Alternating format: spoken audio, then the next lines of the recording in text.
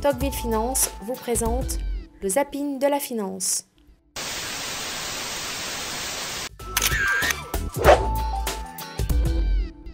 Ah, on m'indique dans l'oreillette qu'on aurait des images de Jean-Pierre Corbel arrivant à La Réunion qui l'a retenu loin de ce plateau. Et comme vous le voyez, il y a du monde pour l'accueillir. Je crois que Jean-Pierre animait un déjeuner de base sur l'appétit des investisseurs pour les marchés actions en 2014. Je crois qu'ils vont être servis. Bonjour Frédéric. Bonjour Guillaume. Vous êtes consultant chez MCV France. Aujourd'hui, vous avez décidé de nous parler de deux fonds qui ont la pêche, qui sont en forme.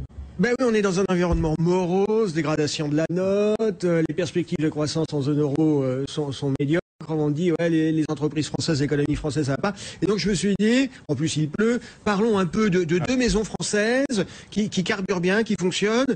Jean-Luc Buchalet, bonjour. Bonjour.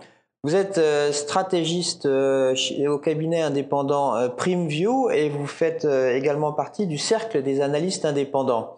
Alors vous nous décrivez la crise espagnole qui est caractéristique d'une crise de l'endettement. La qualification des Bleus au mondial de foot est-elle, oui ou non, Nicolas, une bonne nouvelle pour l'économie? Nada, c'est une légende urbaine, c'est-à-dire avoir une qualification, l'impact économique est nul. Et même d'ailleurs, l'impact sur le PIB d'un pays d'accueil, il n'a jamais véritablement été avéré. Généralement, vous avez beaucoup moins de recettes que les investissements que vous avez dû engager pour organiser le mondial.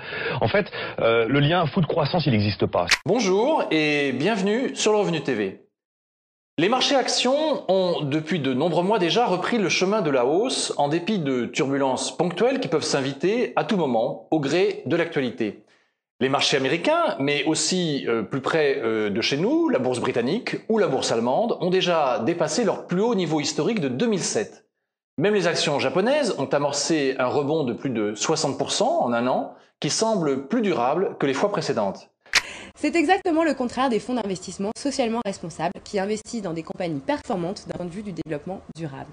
Les focus du premier rang, quoi. Les boursiers anticipent, donc ce qui explique qu'on ait déjà eu des mouvements de hausse quand même sur les actions européennes, y compris sur certaines de ces valeurs les plus massacrées, parce qu'on est dans l'anticipation.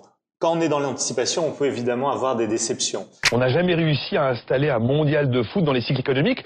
Pour preuve d'ailleurs, tiens, champion du monde 2008, c'est l'Italie. Champion d'Europe 2008, c'est l'Espagne. Champion du monde 2010, c'est aussi l'Espagne. Donc s'il y avait un impact économique, ça se serait quand même. Développés et calculés par Nice Euronext, les indices CAC 40 Leverage connaissent un véritable succès.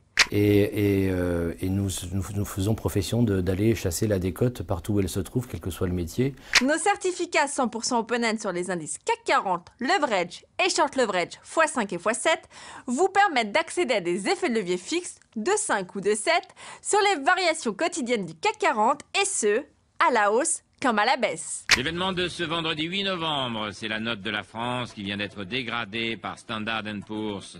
La France passe de AA+, à AA. En revanche, si vous avez un scénario baissier sur l'indice parisien, vous vous porterez plutôt vers les indices CAC 40 Short Leverage. Alors, 1m80... Qu'est-ce que vous faites là? Pardon, Bill et Bob de Standard & Poor's. On est chargé de la liquidation totale de votre pays. Poids 75 kilos. Je fais beaucoup de sport en ce moment, je vais à la salle tous les 2 jours. Oh, s'en branle de ta vie, tu vas crever.